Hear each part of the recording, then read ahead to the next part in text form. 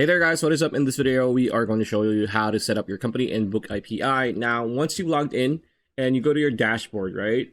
So before we begin, I'm going to tell you that when you create a new account in Bookipi, you are going to be asked to pretty much name a store or name your company. So that's the extent when you sign up or when you register an account.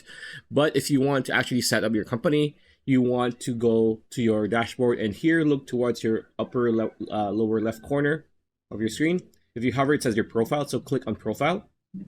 This pop-up will appear. Now you want to click on settings, right? So under settings, you're going to see here company under your account name, right? So we're going to scroll to the company. Now that we are in company, as you can see, this is our name. We can change it, we can edit it as much as we want. Business number is going to be tax register number. So if you want, you can click edit and then you just add it here if you want, right? Address, same thing. Payment methods, you can just connect with your card, connect with PayPal, you can add instructions, etc.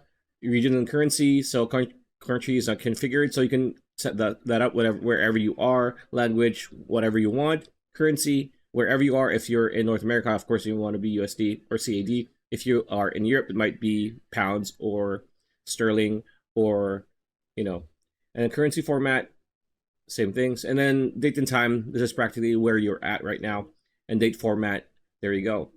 So that is pretty much how you set up and how you just have your company up and running in Bookipi. So pretty much it. That's the video. Hope you liked it. Like, comment, share, subscribe, ring that bell icon. I'll see you on the next video.